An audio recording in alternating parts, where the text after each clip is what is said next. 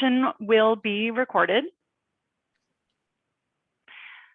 Yes, this session is recorded today, so if you need to go back and review anything that we covered, you'll have the accessibility to do that. So again, the subject is Lock in Your Bid, an Insider's Guide to Bidding on Government Contracts.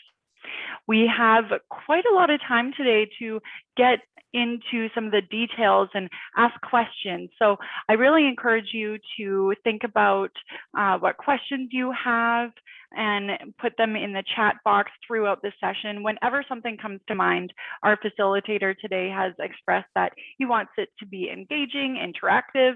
So let's make sure we keep it fresh, light, and pop in your questions as they come.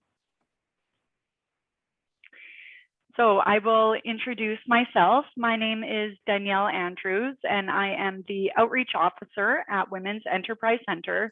And I am joining you today on the ancestral and traditional territory of the Okanagan or Syilx people. And I invite you to express in the chat what traditional territory you are on, especially in light of September 30th coming up. It's really important to know which territory you are on. So Netta, if you wouldn't mind popping in the chat the link so our guests can see which territory they are from. Thank you so much. So there it is, native-land.ca. You can click on that and see the whole territory map. And yes, please pop it in the chat. Thank you so much, Shirley, for putting that in there. Okay, wonderful. So we are always open to feedback at Women's Enterprise Center. So please make sure to complete our survey at the very end. And maybe there's a subject that you want us to cover in another session in the future. Thank you so much. I see these territories being represented in the chat. So keep those coming. Thank you so much. And today we have a couple features that we're using within Zoom. So the chat, everyone's using it right now. If you have a question for our panelists, please pop it into the Q&A so we can keep track of it. If you put a question in the chat, we may lose track of it. So let's use the Q&A function. Also, we are doing live closed captioning. So if you are hearing impaired, you can utilize that resource. So a little bit about Women's Enterprise Center. We are a not-for-profit organization that is dedicated to supporting women entrepreneurs in BC to reach their fullest potential. And we do this through a few main ways. So we offer a business loans program up to $150,000, and we lend to both startup businesses and existing businesses. So if you're looking for financing to help you on your business journey, that is definitely a program that we offer. We also have professional advice and resources. So that includes our business advisors. So if you're looking for advice on any business questions that come to mind, our advisors are an amazing team with many years of experience, both in business and advising other clients. So definitely recommend you access that free resource. Our skills training department is growing exponentially. We have so many training programs available, including these WECafe, which are free, lots of webinar series. So I really encourage you to check out the skills development section of our website, and you can see all of the resources there. We also have mentoring programs.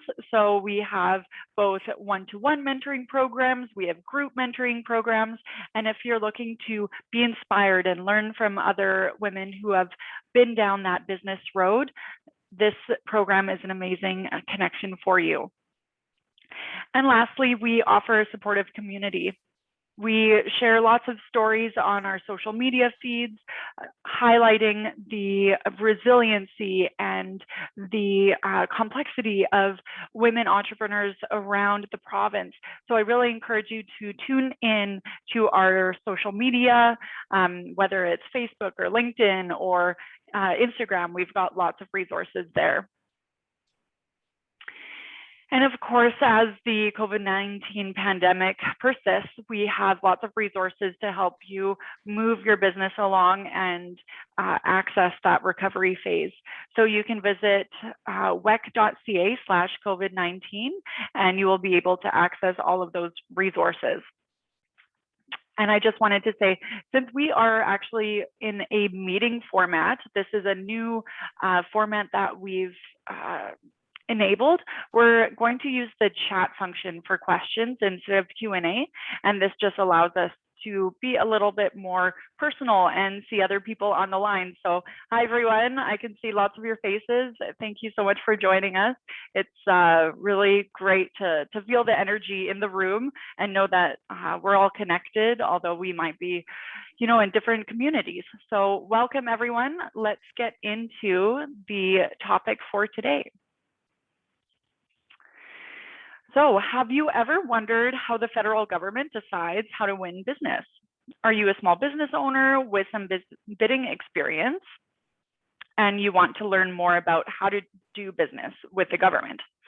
The Government of Canada is one of the largest purchasers of goods and services in Canada, and their needs may surprise you. So even if you have a small business, they may be looking for the goods and services that you offer. Today, we'll look behind the curtain into the process used by federal government procurement officers to evaluate those bids. And this is going to be a dynamic workshop. So you'll experience the bidding process through the lens of a Government of Canada contracting officer, Daniel, who is with us today. And he's going to evaluate some sample bids with you, and you'll be able to ask questions and get a real life experience of what that's going to look like. And so we are really delighted to host Danielle Andrews from Procurement Assistance Canada. They have recently been rebranded to Procurement Assistance Canada.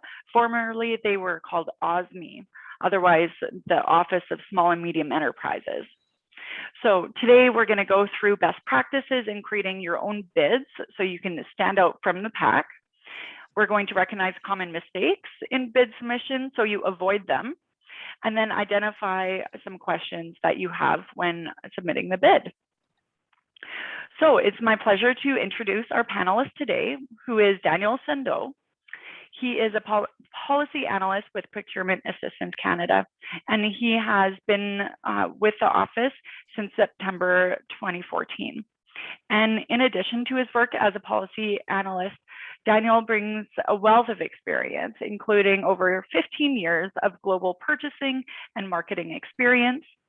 Danielle holds a Bachelor of Commerce from Royal Roads University and an executive MBA from the Richard Ivey School of Business at Western University. Danielle is also a certified Agile leader with the Scrum Alliance. So it is my great pleasure to hand over the screen to Danielle Andrews, and I'll leave it to you to take it away. Thank you, Danielle. Good morning, everyone. I hope you're as excited as I am to talk about government procurement. I will just share my screen. It takes me a second to switch. Hello, everybody. Hello, hello. See if we get there. So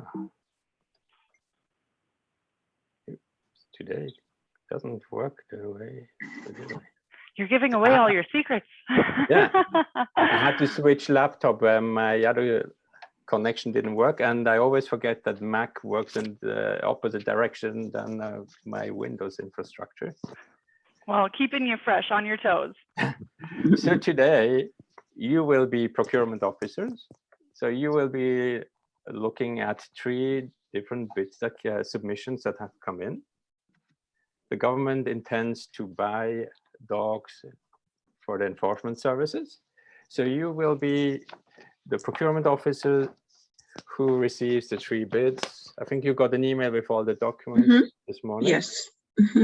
So you will have gotten 3 bids from 3 potential suppliers and their experiences. So they want to sell us those 3 dogs, those dogs we are looking for. Additionally, you also had the so the request for proposal, that's what we as the government would issue when we go out and look for products or services. That would be, if it's over $25,000, then it's published on our site, buyandsell.gc.ca. So this would tell the supplier what we want, what the criteria are, but it also tells you that in all the RFPs that we have out there on our website, it tells you how do we evaluate your submission? How do we evaluate your bid? And that's the focus of today, is to focus on that part.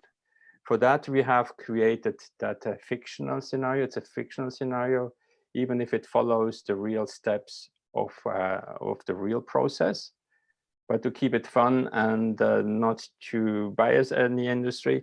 So we have created a fictional scenario where the government is looking to buy dogs. So what I would propose you to do first is to read through the RFP document so that you know the criteria we are looking for. And in second, I would like you to read through all the 3 different scenarios, the 3 different submissions you as the procurement officer have received, keeping the criteria, the evaluation criteria in mind when you read through them. Do you think that 20 to 25 minutes will give you enough time to do that exercise?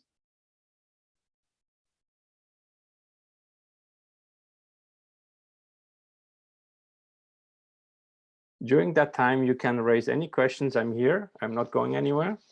You will see me. I will be on screen.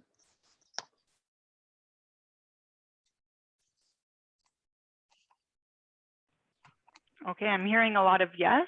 So just to reiterate, we're going to take some time to read through that document so we can build our understanding for the exercise. Yeah. So first, read through the RFP document, which looks like this.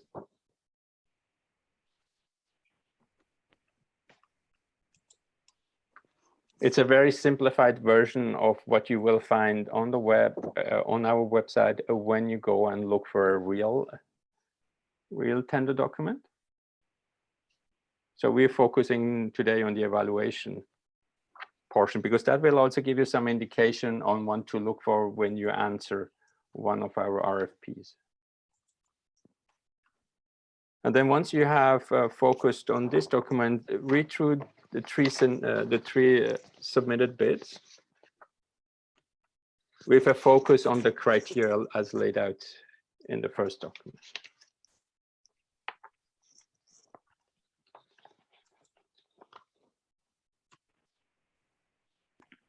All right, you're putting us to work. Yeah. Okay. And in the second stage after that, when we come back, we will be going to the evaluation and we'll have a discussion on what you're thinking about the evaluation and who would be the winning bidder.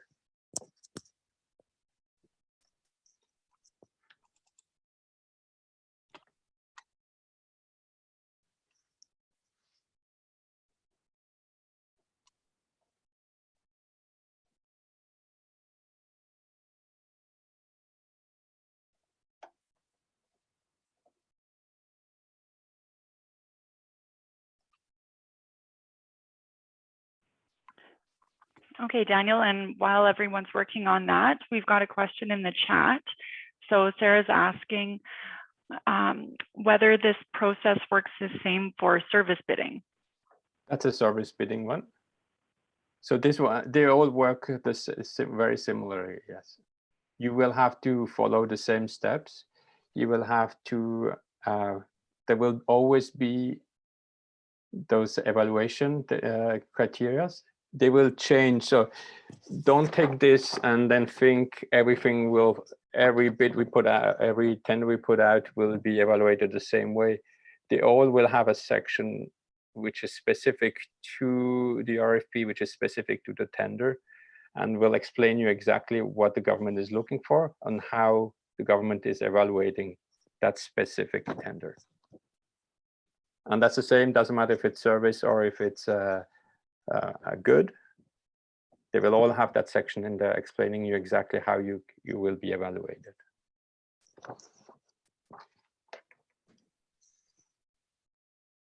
And this is, as I said, a simplified version of it. It's just to get your mind working on how and to look for things the government is what the government is looking for when you answer a tender. And as I said, this is a fictional tender, so it's not a real one, but it's mimicking the same process. It's just to get your mindset to how the government is evaluating when you submit. And that's for everything that has submitted. So for low dollar contracts which are not put up, that's a different process.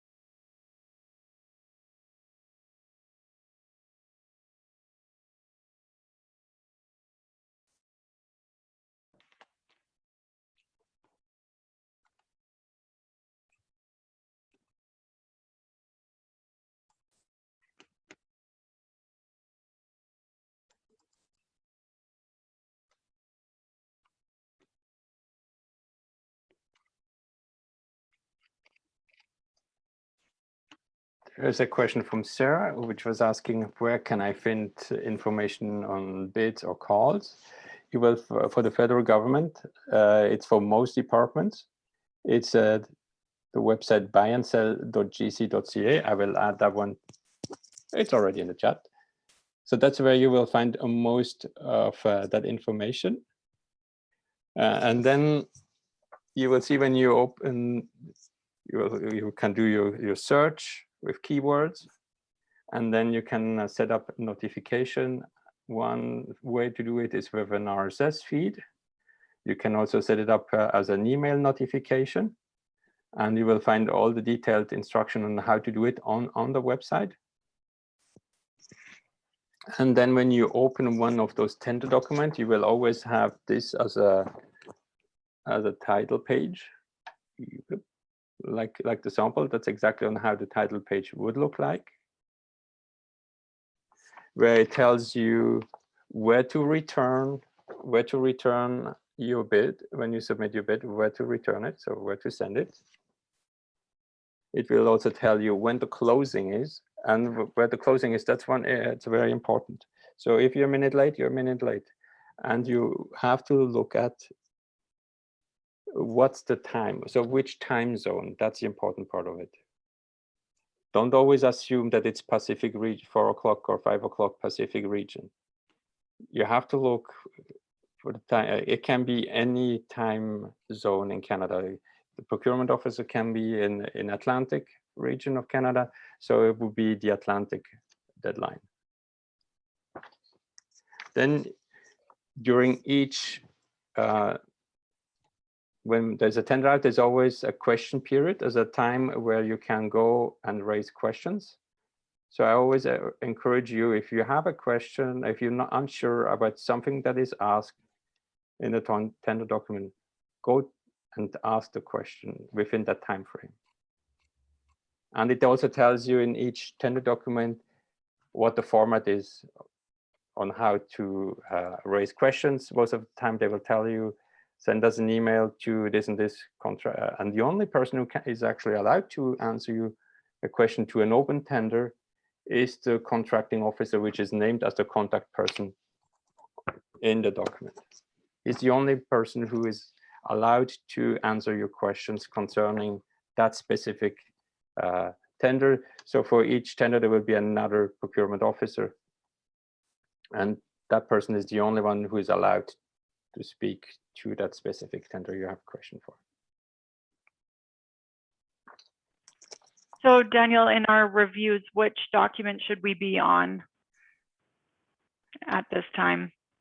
This time, I'm assuming you will be reading one of the 3 scenarios, one of the 3 bids that was submitted, and look at them with keeping the RFP document in mind, with the criteria, the evaluation criteria in mind.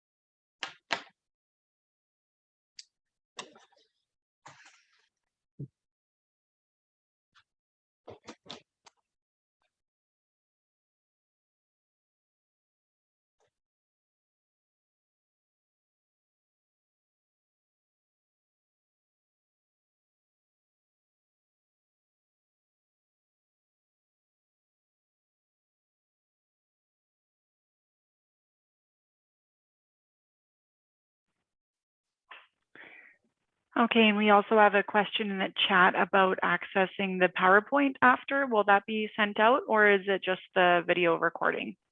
Daniel. Oh, you're on mute. I always forget to unmute myself. I just put in the chat that I will be emailing Neda the PowerPoint after the session. Excellent.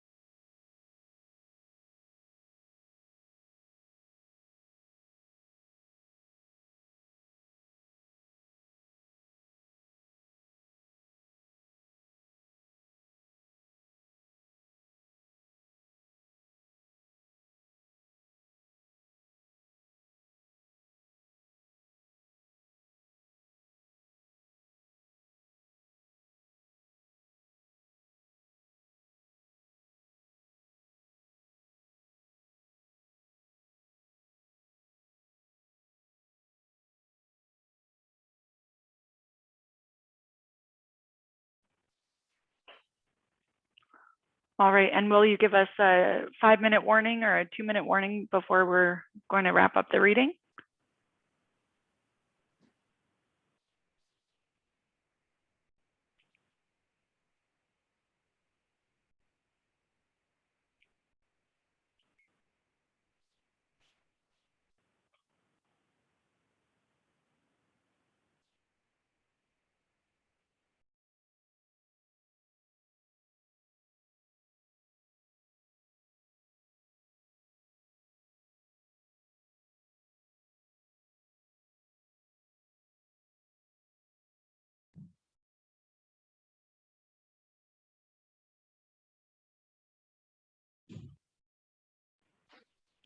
Danielle, can you give us an idea of how much longer we have to do the reading? 1 more minute. Okay, 1 more minute.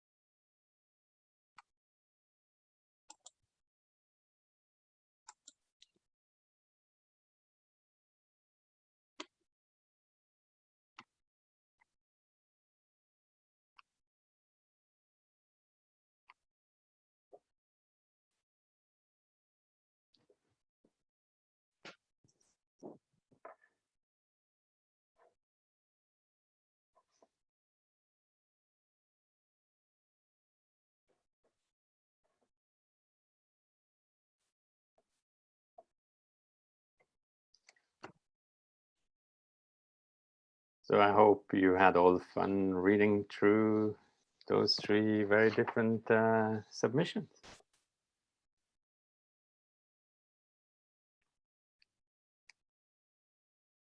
And I would suggest we go through one by one and look. You also have received with the email the page for the evaluation.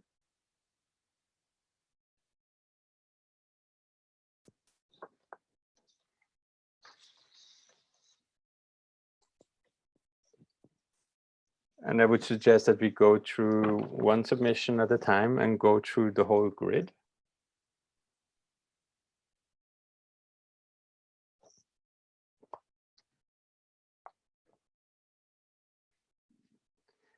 So what's your conclusion? What do you think about a trainer's bid submission?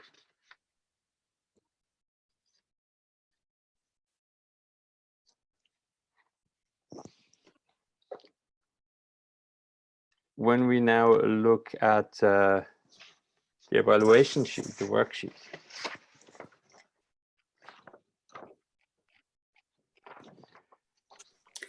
Well, I thought when I was looking at the example A that they say, yes, it's German Shepherd dogs, but then they propose a different type of dog. Mhm. So that doesn't meet the criteria. Correct.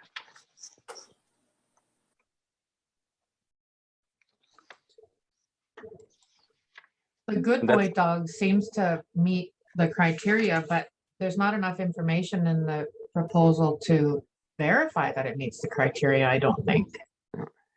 But it's very important to distinguish mandatory with Mhm. non-mandatory criteria. And that doesn't always happen. We see that often that gets forgotten when someone submits a bid. Because if you don't fulfill all the mandatory criteria, you're screened out. You can be as good as, you can be the best one on earth, but if you can't answer all the mandatory criteria with a yes, you're screened out automatically, even if everything else would look exactly what we were looking for. But if one of the mandatory criteria is not answered with a yes, then you're screened out automatically. So first thing, when you look at wanting to submit a bid for an RFP, look that you can answer all the mandatory criteria with a yes. If you can't, then maybe ask or go back if it's still back within the question period, that you can ask the question if you're very close to it, but something is not there. If there is a possibility to have some amendments made, if they tell you no, then it's no, then don't bother submitting a bid, because you know you will be screened out right away. So you would have spent the whole time for nothing instead of being concentrated on another tender. So does it, when we look at the first one, when we look at the next criteria, age 10 to 24 months, does it fulfill this criteria?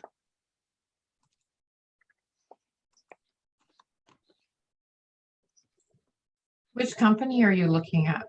I'm looking at A-Dog Training. No, it doesn't. Do the dogs weigh between 15 and 40 kilos? Yes. So this one would be a yes, but the first one was a no, so we can forget about those guys. Exactly. So let's focus on good boy doggos.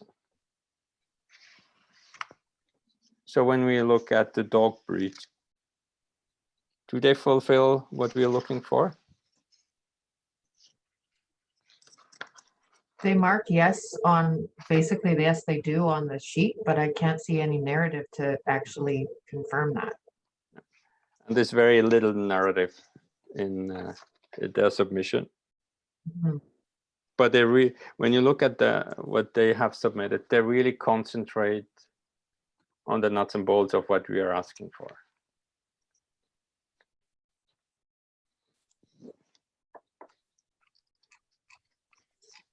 So you would consider them, even though they don't actually add any notes or details about what they have? For now, yes, because we asked for German Shepherd and they said, yes, we have German Shepherd. Okay. Then we asked for age 10 to 24 months. They answered that question with a yes again, that they're compliant. We asked them for the weight of each dog to be between 15 and 40 kilos. Again, they say that they're compliant with that, and that the dogs are able to answer to the commands we have asked them to be able to. So now, just from those criteria, they're already compliant from the top part. So they will be ready for the second part of the evaluation. So put that one aside because that one will continue. So we looked at those for the first half of the evaluation. And now let's go and look at C, the DSS, the Deutsche Schäferhund School.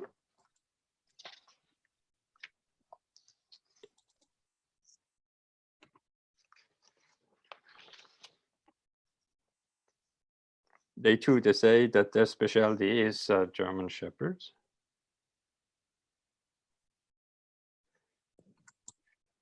They also are within the criteria of the 10 to 24 months old dogs we're looking for. They're also all within, even they say that they're between 15 and 20 kilos. We're looking between 15 and 40. So yes, 20 is within the 40 kilos.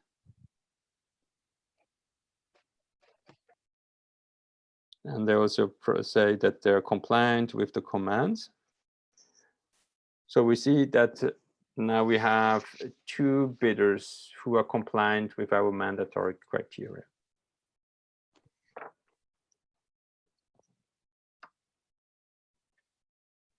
So now we continue on our sheet to the next section, which is the middle section of the evaluation, as laid out in our RFP, what we're looking for.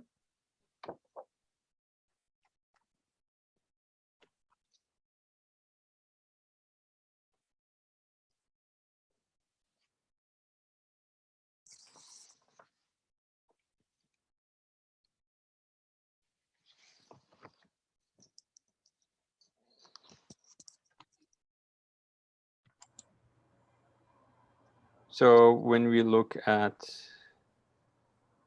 the points distribution,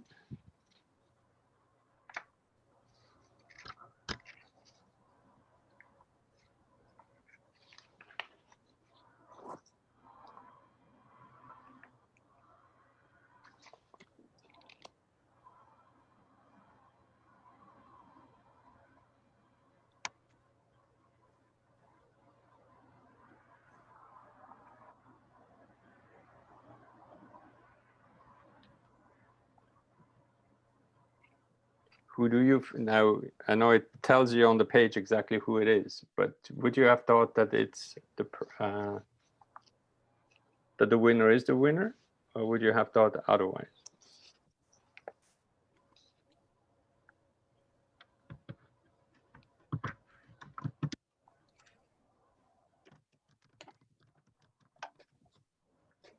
Sorry, Daniel, I don't know where it says who is the winner. In the worksheet I'm looking at, it has just giving the out of 10, out of 20 criteria. At the bottom, it will tell you who it is, unfortunately. So what Okay. it does now, you need, when you look at the contract size, we have to take the point rated criteria from the middle section and divide the contract size. So the first one, if we still would look at the first one, even that one has been screened out because it doesn't fulfill the mandatory criteria. But let's say that one would. Then we know the contract size from A-Dog trainers was $100,000. The overall point rated criteria, they would get 20 points there. So 100 divided by 20 would make it 5,000. So they would be the lowest bidder by points. But because they don't fulfill all the mandatory criteria, they're screened out. So if they would have answered all the mandatory criteria with a yes, they would have won that contract and not DSS. But because they were non-compliant with one of the mandatory criteria, they were screened out. Even overall, they would have, from a financial point of view, at the end, financial with the point criteria, won. But because they don't, they proposed another dog, the government was specifically looking for a German Shepherd, not for another breed. So that's why they got screened out from a mandatory criteria point of view. But if they would have had German Shepherds, they would have been the overall winner of the evaluation.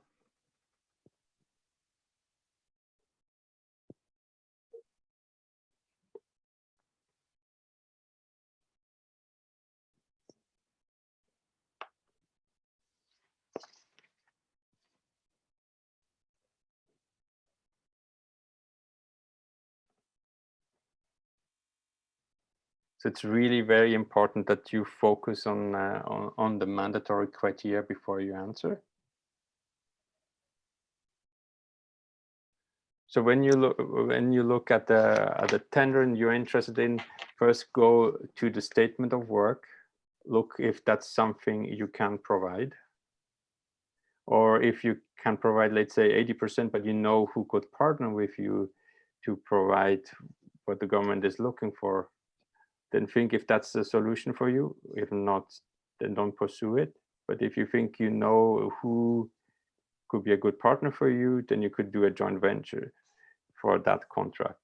Then, but only one of you two can then submit the bid. So you would have then with your partner decide what the government calls a prime contractor and who will be the subcontractor in that matter. And then the other thing to look at once you have looked at the statement of work is look at the evaluation criteria. How do I get evaluated? How will my bid be evaluated? Then you know where to focus on how the sections you need to focus in your bid. Then the next thing to look at is, do I need a security clearance? If you don't have one, they will tell you the process on how to get security clearance. If you need one, then it will also tell you which level of security clearance you need.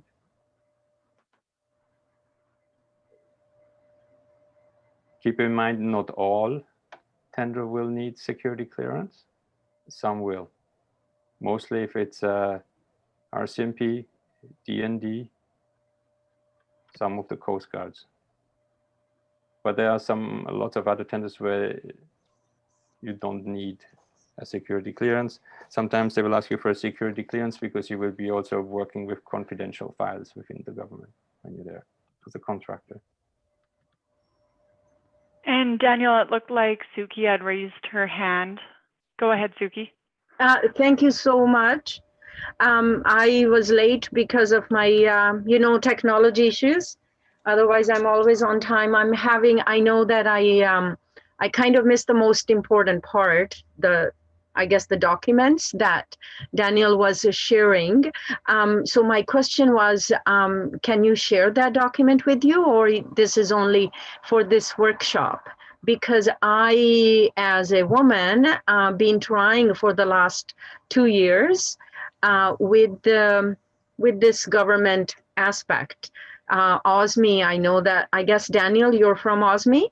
I'm from what used to be OSME, now it's called Procurement Assistance Canada, but it's the same thing. It just has changed the name.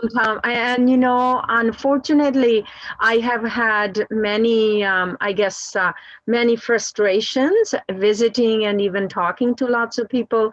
It seems like the language, the process, it's not very simplified, but I do want to say, not to be too critical, from Women's Enterprise Center, thank you for actually, introducing this to me. That was my first place to go and visit as a woman, and unfortunately, woman of color, or fortunately, I don't know how to say that. But do you have, Danielle, very specific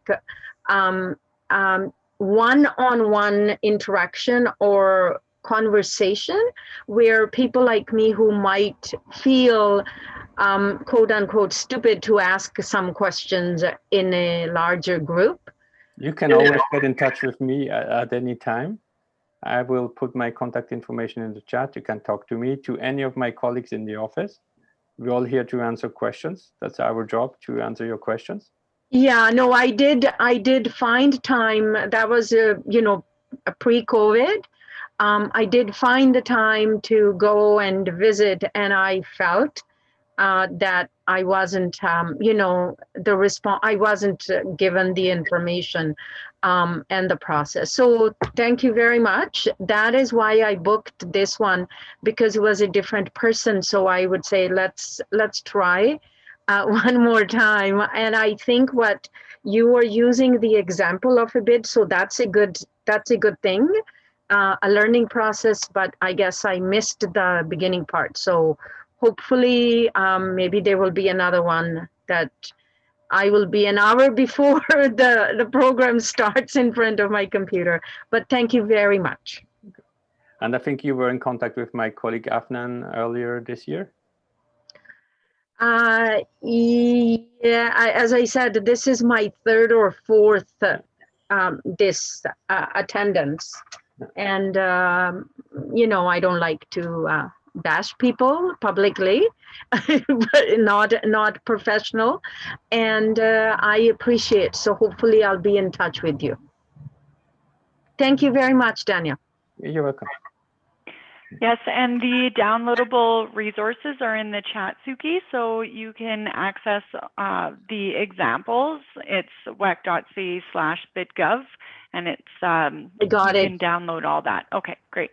I got it. Thank you. I just see it. Yeah. And just to focus that what we did doing today in the workshop, that's for the tenders that are posted on our website buyandsell.gc.ca. Then there's other simpler processes for the what the government calls low dollar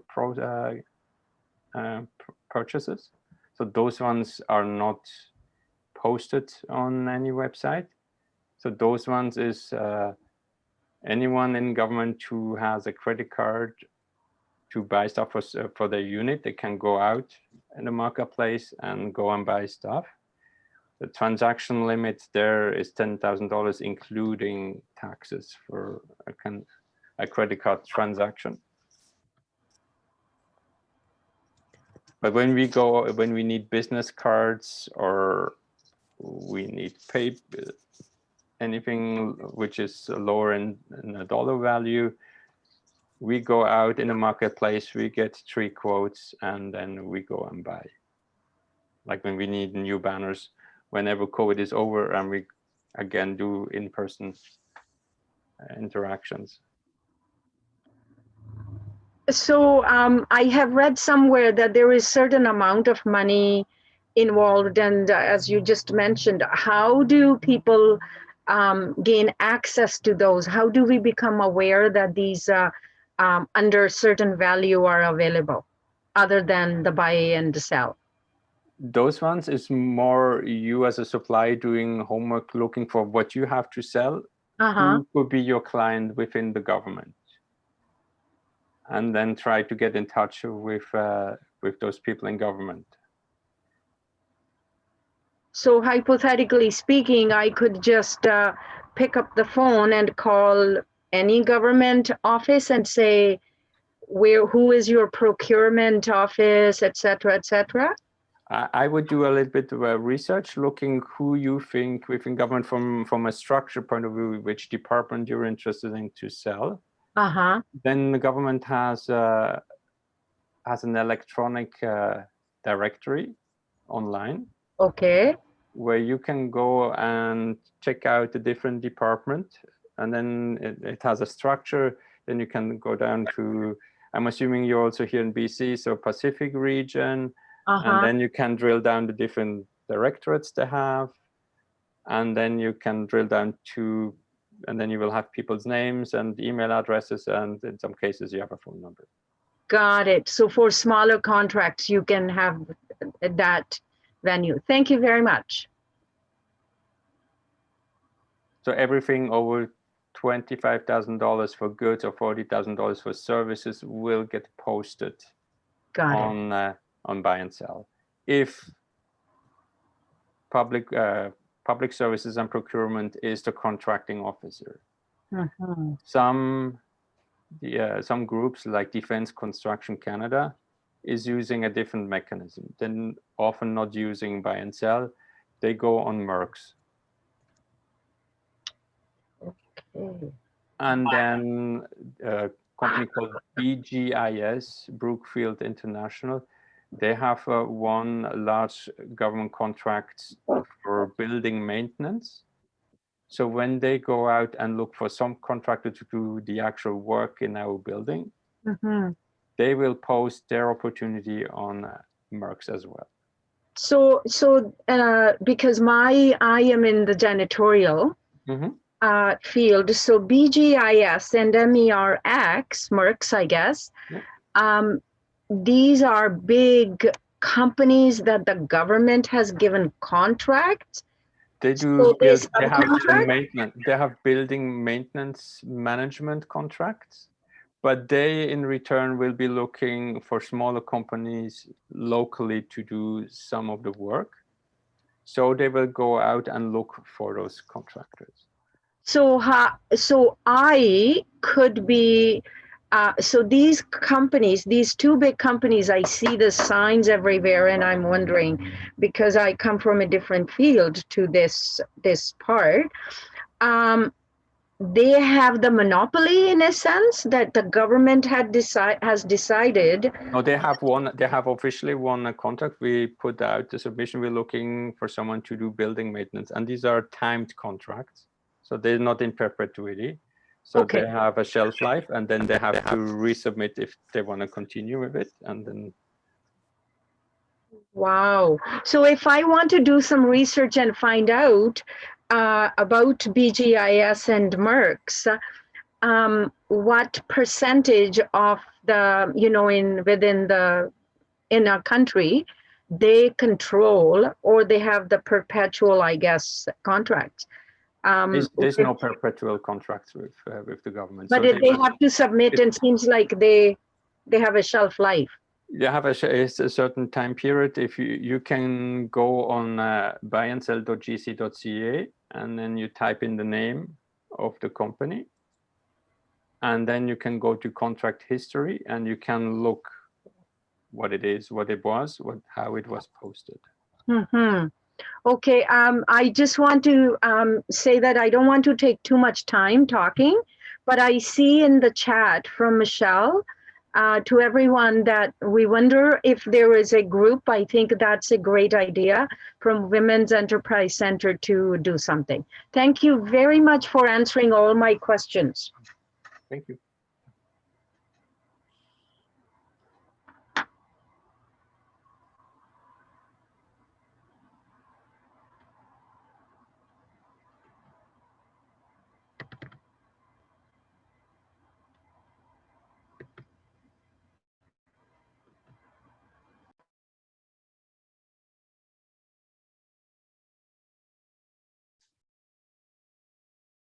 Do we have more questions? I see in the chat that Michelle has a suggestion. She says, I wonder if it'd be beneficial to put together a working group where we can help each other, i.e. pre-evaluate contracts for others to support other businesses who are not within the same industry, not competition. I would be happy to start something if others feel this would be helpful. Ooh, that sounds like a great idea, Michelle. So I just sent my email. I work with Pauline Stevenson, so she's the regional ambassador for WEC on the island. And, women-owned business. I'm in education. So, Suki, listening to yourself, we've had contracts for years. I'm a project manager, and I'm actually waiting on approval of a contract today or tomorrow. So it's my happy place, and I'm more than happy if you're submitting and you're hitting roadblocks. If you are comfortable and want to, we could start a working group where you can send it for, an unbiased, non-competitive opinion before you submit, if you like. I'd be happy to do that. And yeah, so I've sent Nita, I suppose. I guess it wasn't Danielle. So it's the only person I could direct message. So I'll put my email in the chat here. And if anyone wants to reach out by email, we could start something. And, and not to exclude men, but especially women in business, supporting each other. That's how we lift each other. So I'm more than happy to help any way that I can. That's a very generous offer, Michelle. Thank you so much. And I see lots of interest already in the chat from Alicia and Elizabeth, and I saw Suki nodding her head. So yeah, that's wonderful. Yeah, okay, and there's the email. Yvette says yes, so that's great. And not that I'm an expert in any means, but I'm more than happy to provide feedback and help if I can. And if I can't, I'll tell you too. And I think other people can bring great value too. So if we all work together, it's, you know, the many hands make light work kind of effect. And also during the period where it's written in the tender document where you can raise questions, use that time to raise your questions. Don't make assumptions. So if you're unclear about anything, raise your questions. Don't make assumptions. The worst thing to do is make an assumption, and then it may lead you to a wrong road, down the wrong road, and that you may have missed out of something. So if you're unsure about something when you read it, contact the person which is named in the document and raise your question. They have to answer the question when it's within that period. They will also publish answers. If there is lots of questions that come around the same topic, you will see them answered on the website as well, which is then as an amendment to the original document. So when you want to submit a bid, read all the amendment to the original documents. It's all posted. You can see that some documents have 8, 9, 10 amendments to the original one. So the first, always when it's a 0, 000, so that's the original document, then 0091 could be that someone answering a question or a modification or an extension of the timeline. So be sure before you click on submit that you have read through all the amendments that have been posted as well. It looks like Raquel has a good question. She says, I have a car detailing, but when I look at the government page, I can't figure out which department that is associated or which key word to look for. That's maybe because government doesn't do a lot of detailing service on their fleet cars.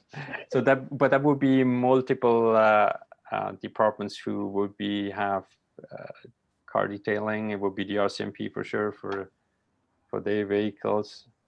There will be all the departments who have a fleet vehicle. So it could be close to any department. But often this will be kind of what the government would call a low dollar contract then. So it would be often not one which would be posted on buy and sell, because it would maybe come out of a unit. They just need to get the funds approved, and then they will go out. And often they will go to the dealership where the car was originally purchased or associated with the car brand they have.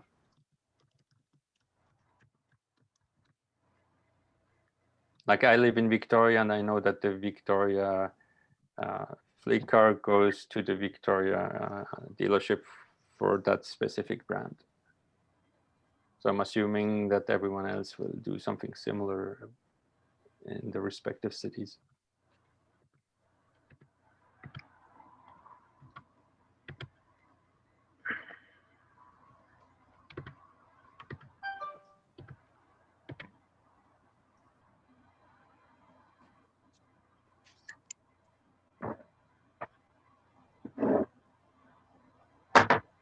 Okay, do we have any other questions with that example? I'm not seeing any come in, so.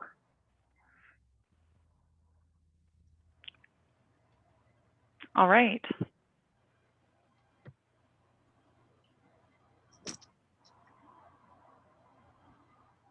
Okay, it's over to you then, Daniel.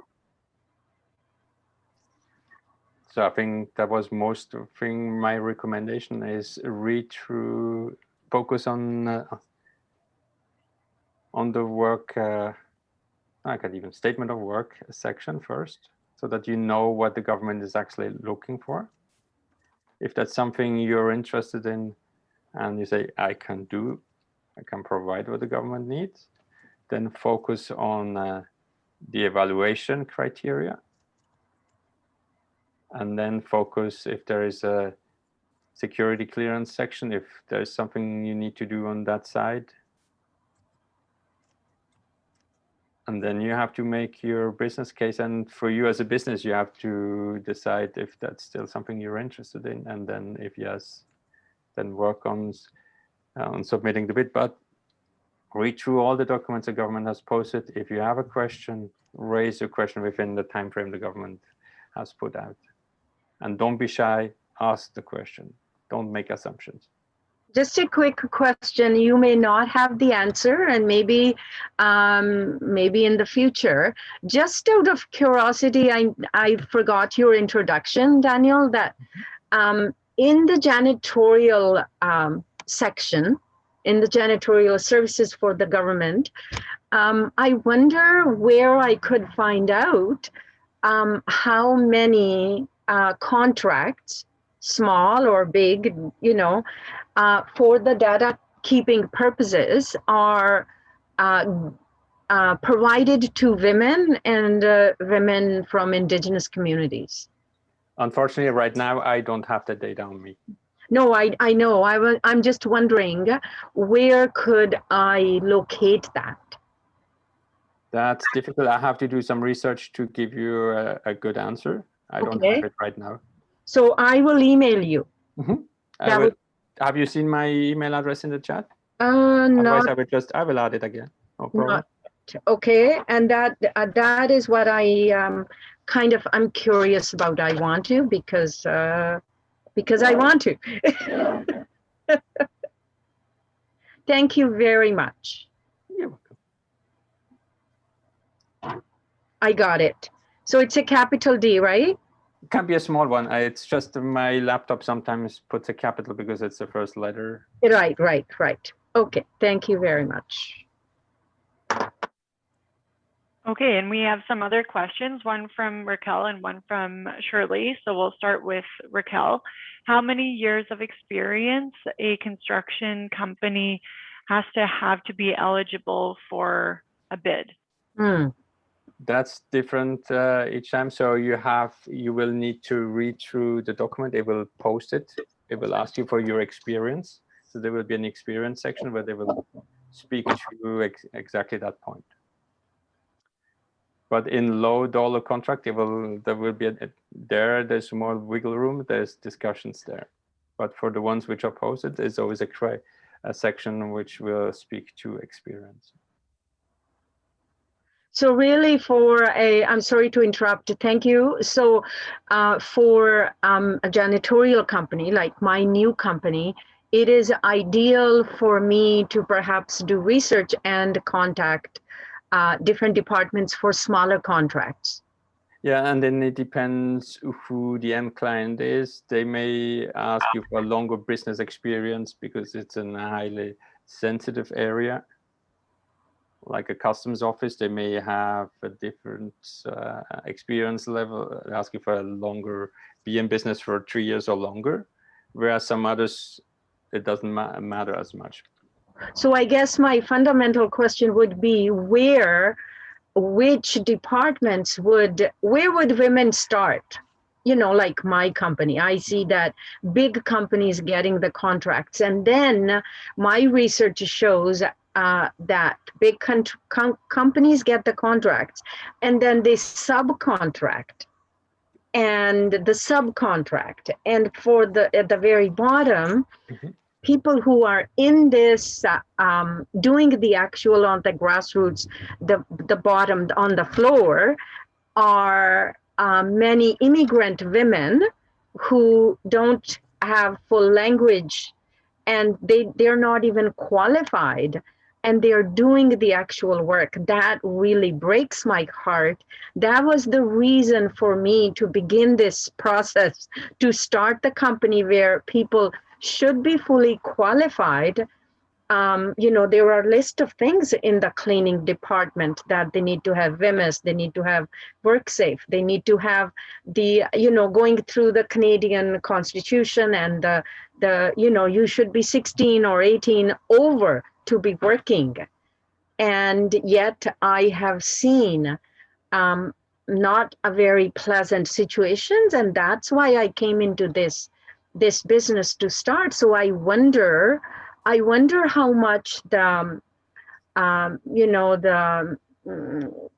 the word has left my brain right now. Scrutiny is happening, that big companies have the big contract and then the subcontracts, they can get away with not following some of the rules. Do you know what I mean, Daniel? Yeah. Okay. I will do my best to find any information on. I know that some janitorial contracts have been done over our department out of the Vancouver office. Yeah. Thank you. I'll email you you. may find, you should find some information on who won those contracts, got them awarded on our buy and sell website on the contract history. And contract history is an Excel format, and it's by fiscal year. So always from April 1st to the next year in the end of March. And it's, when you open that file, it's a big file every year, because every column appears twice, once in French and once in English. So you would have to blend out every second column of the file. And then it will tell you which department, who was the contracting officer, so in which department, and who was the end user, and where was the end user. Was he in Victoria? Was he in Montreal, or where that end user is located? So then you know where the goods or services were used. Yeah, it's a different, thank you so very much. I learned a few things, so I found my half an hour very useful, especially connecting with other women. Thank you. Great, thanks, Suki. We also have a question from Shirley. So she says that I work as an herbalist and Indigenous company. She works for an herbalist and Indigenous company and would not know where to look for bidding. Can you give her some advice, Daniel? For bidding, I would go to buyandsell.gc.ca, and that's where you will find most of the tenders. Like Defense Construction Canada would not always post there, but that's not exactly in your field. Right, and since she identified being an Indigenous company, is there any preference given to Indigenous-owned businesses? There are tenders where it says that there is a set aside, so then you know exactly that this is the focus there would be on Indigenous companies, yes.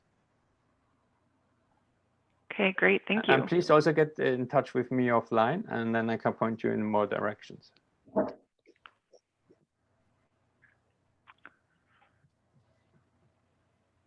Okay, so Yvette has a question as well. How do I best start introducing my catering services to, sorry, the chat just jumped. So how do I best start introducing my catering services to the local branches in government? Where do I begin? Is there anyone that I could approach for more information? Thank you. You get in touch. You can get in touch with me after the workshop, and then we can go and I will help you like screen the government directory. We can do an exercise together on that, on how to get started. Yeah, Daniel, I think that's a really good question. I had posted in the chat the link to all the different ministries, and I noticed on the website you can search for contacts within those ministries. Is that where you would start if you were doing some market research? Yes, I will go down and look who could be using your services, or in this case, catering services. Right now, government is spread out. Most people still work from home. So there's not much catering going on. And even before COVID, like for government meetings, and so catering was very restricted. Daniel Sanders, right? So it's not that the government will provide us with coffee and tea or bagels for when we have meetings. That's coming out of our own pockets. So when we meet, we go out and buy our own coffees. But it used, when you go back 15, 20 years, that was still the, yeah, catering was the case.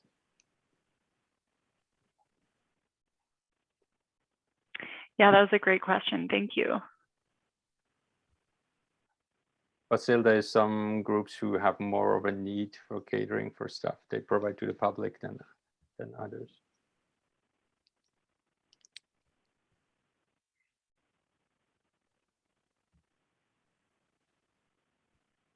Yeah, and Sarah says she would have the same question for her coaching business. So again, what I'm gathering is you're looking at what kind of coaching you offer and putting on the hat of someone in that procurement office what they would need, thinking like a consumer.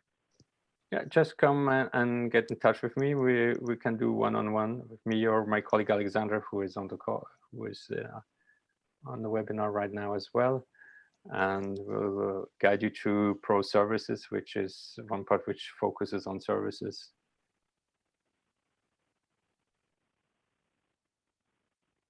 Sorry, you said pro services? Pro services, it's part, it's on, you can find all the links on our buyandsell.gc website. That's where we register companies who are focused on services, and there's also coaching services, consulting services, then services related to IT, non-IT. There's, I think, 160 different service levels that you can register for. Excellent.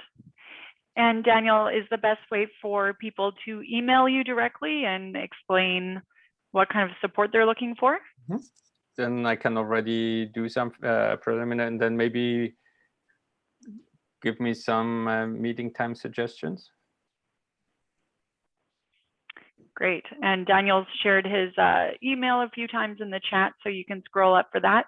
And also in the follow-up email, we'll make sure to put his contact information there.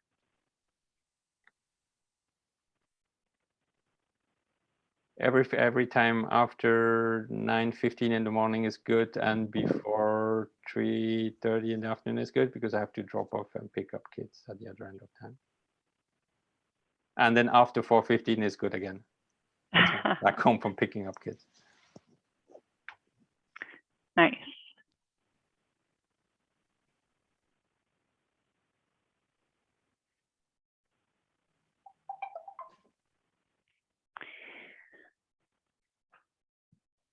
All right, and Elizabeth is looking for additional workshops. So if she wants to dive deeper in some of these subjects, where could she go to find more workshops? Connect with us. We can do one-on-ones. Like if you let us know what you're exactly looking for, we meet with businesses like you for one-on-ones. If you give us more information upfront, so we can do a proper research and tailor everything to you.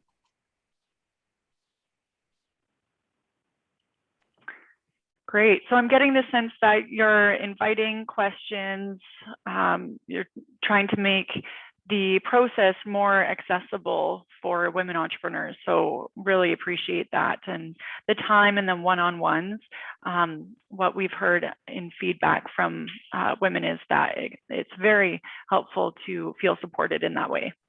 And if you prefer to speak to a woman, I will happily connect you with one of my colleagues in my office. It's all up to you. Great.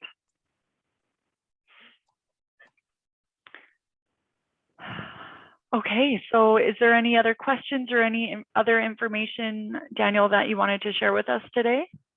No, really, don't be shy when you look at getting in touch with us. When you decide to go and submit a bid, really look at the mandatory criteria, raise your questions. Yeah, don't be shy and raise questions during that period where they tell you you can raise questions. If you feel something is, you're unsure about something is not clear, raise your questions. And early on in the process, not the day as before the early bid as is you due. can. Yeah, as early as you can. You see it as early as you can, read through and see the questions, raise your questions. And then before you submit, you click on the submit button, be sure that you read through all the amendment documents. Great. Okay then, well, I will share my screen then and do a wrap up for today's session. Here we are. Okay, well, I wanted to thank you, Danielle, for being so open and for sharing your advice and getting us to go through that example. And thank you, everyone, for participating. This session was great because it was so interactive. So thank you, everyone, for being here, and Michelle for even putting your email forward and just working together as a community to support one another. And you know, if Women's Enterprise Center can support you further, we would love to be a caveat for that. So I'll make sure my email is in the follow-up as well. So Michelle, if you're looking for additional support, I'm happy to get creative that way as well. So I will share with you some upcoming sessions that we have provided by Women's Enterprise Center. So as a part of our WECafe program, we have a session coming up next week, which is the power of purpose, how to elevate your business by uncovering your social purpose. So there's a lot of talk about social enterprise and what is social enterprise. It's really a business with a social purpose. And as we're going through a pandemic and really getting down to why we are in business, having that social grounding is becoming more and more important. So why are you in business really?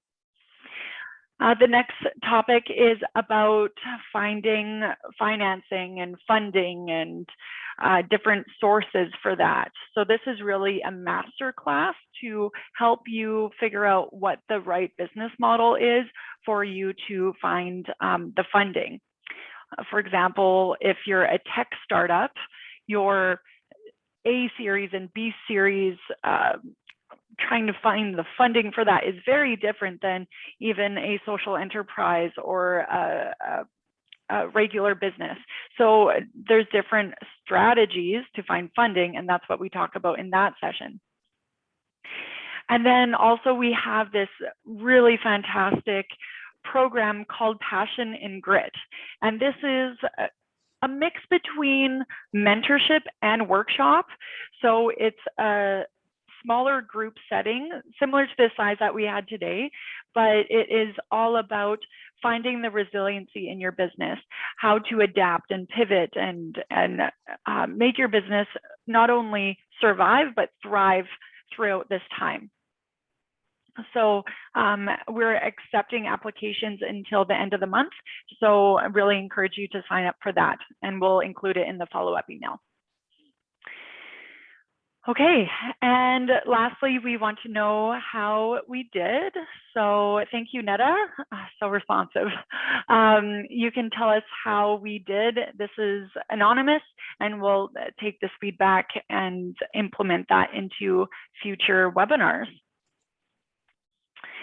So again, I want to thank everyone for being here today. This session has been recorded, so you will be able to access this information, and you'll also get the links to that workshop. So, and all those documents. So as you're working on your bid, you can kind of see, okay, am I meeting all that criteria? How would I evaluate myself if I was in Danielle's position to evaluate my proposal? So I'll give you another couple moments to fill out that survey.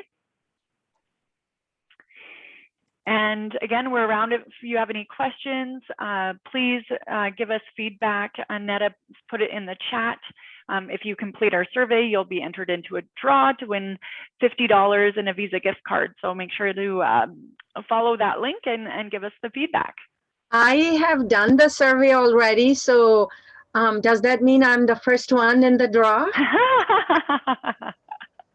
Because I need the $50.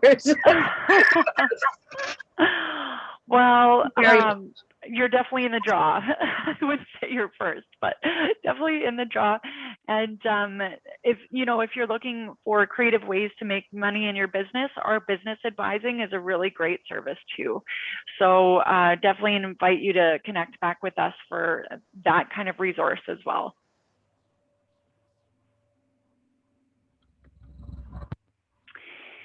Okay, we'll leave it there for now. Thanks again, everyone, for joining us. And I wish you a fantastic day. Make the most out of it, and we'll see you next time.